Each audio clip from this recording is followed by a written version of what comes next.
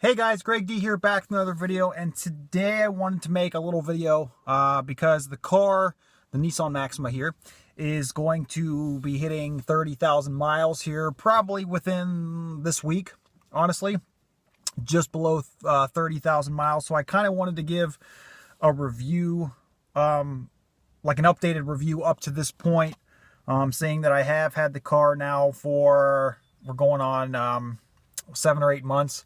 And I've put about 8,000 miles since I've gotten the car.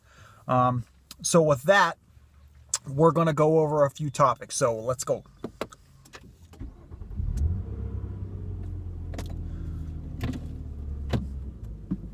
All right.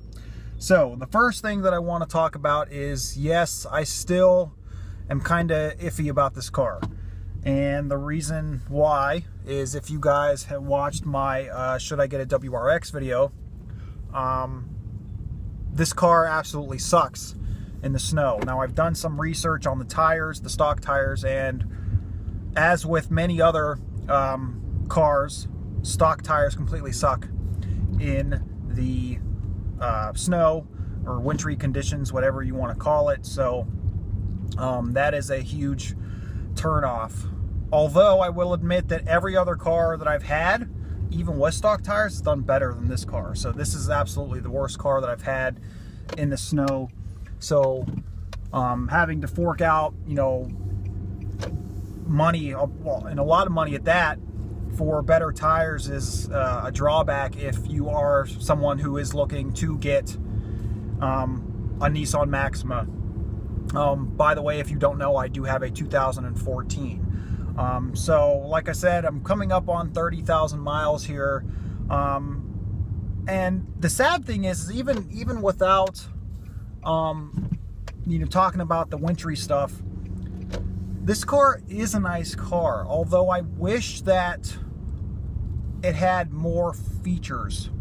Now, granted, and I guess I mean from a base model standpoint, because I do have the S, which is the base model. I wish it had more basic features that came stock. You know, coming from the GTI that I had, which was a 2011, some of the actual like standard features that I miss are like turn signal mirrors, for example. I mean, and that's not like a huge deal, but it's just something cool that I like. I think it makes the car look better. Heated seats is another big one. I miss having heated seats. Touchscreen radio, although that was an option, so never mind. But speaking of the actual touchscreen here, I don't know what Nissan was thinking, but honestly, like the screen that they have here, like I don't mind the layout of the actual buttons or the radio controls or anything like that, but the screen is what gets me, because it looks like it's straight out of 1994. It's that simple black and orange.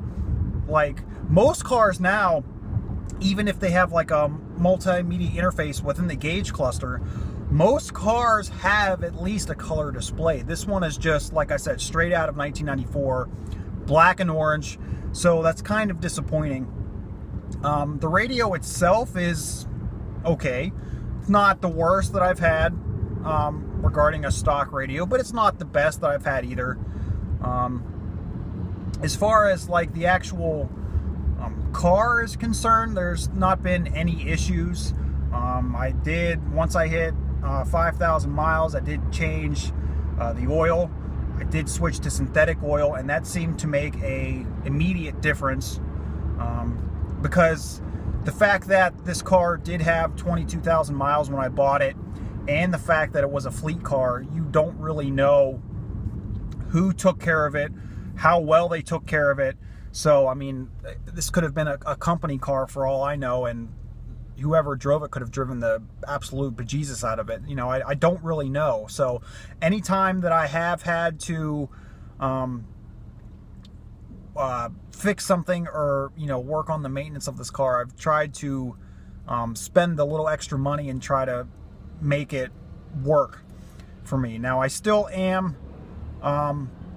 in the mindset of I will be getting a WRX probably sooner rather than later, but obviously I will need to save up some money for a down payment, so we're probably talking at least a good year or two, unless I happen to get a better job with me getting my master's degree here this summer. But so I'm still looking to do that, but it's going to be like a long-term for now type deal. But in the meantime, I've also started contemplating possibly doing small modifications to this car.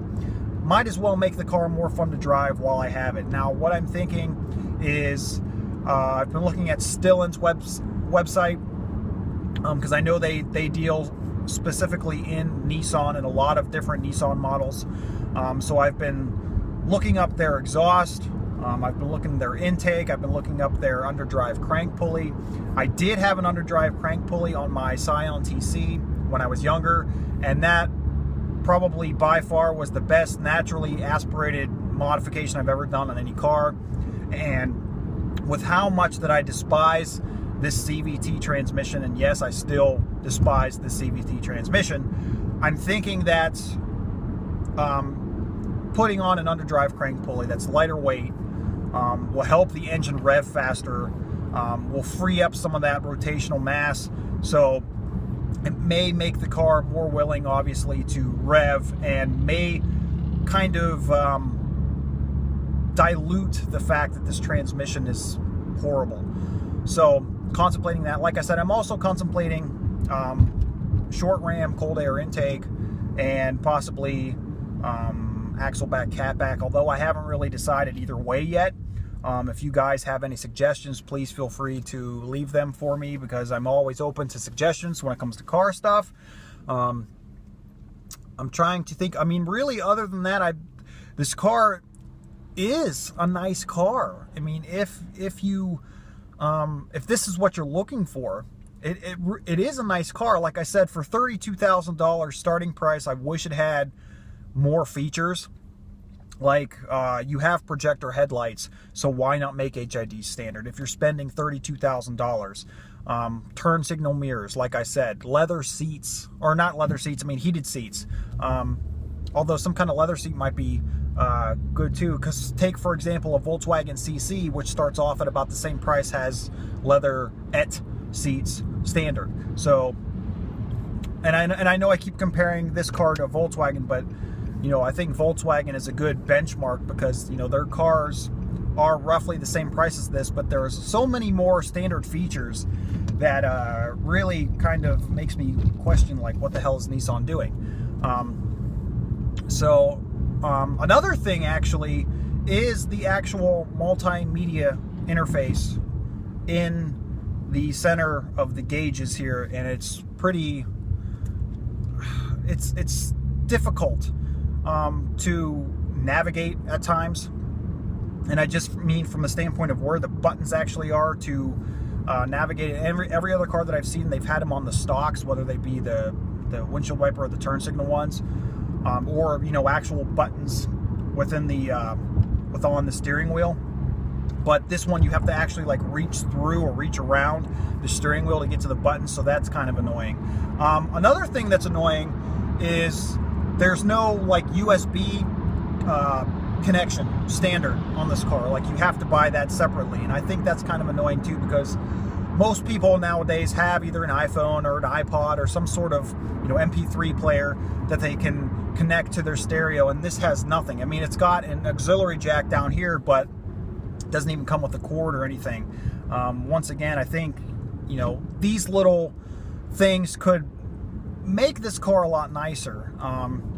And actually, I feel kind of weird sometimes driving this car, just because I don't see anybody else my age driving this car. I see basically middle-aged people driving this car, so that kind of dulls out the excitement of this car a little bit too. But I'm hoping, like I said, that doing little modifications to the car, like HIDs, like intake, exhaust, possibly an underdrive crank pulley, maybe some suspension work, will make the car at least a little more interesting to drive until I can get my hands on the WRX. Like I said, I'm planning and I'm saving up money for that But considering that I've only had this car now for 7 or 8 months, I still, you know, and I've only started saving over the last few weeks, I still got a ways to go. So it's going to take me a while to actually save up enough for a down payment and trade this in and then get a WRX. But and honestly too, I think a lot of you guys would be much more interested in seeing me drive a WRX and talking about it and modifying that as opposed to a Nissan Maxima, which is, you know, the audience there and people who are wanting to actually buy that car. Kind of, you know, it's a smaller group, smaller audience. So that's really all I can have to say. Like I said, it's a nice car, don't get me wrong, but I just wish there was more to it. I wish there was more offerings from just buying a base model standpoint. And obviously I wish the performance was better. I wish it handled better in the snow. But, you know, once again, those are things you can fix in the aftermarket. But if you don't have the money to, then you're kind of screwed. So keep that in mind when you are researching this car and looking to possibly buy it. But that's all I got. So thank you so much for watching. Please like this video. Please subscribe to my YouTube channel. And I will see you guys soon.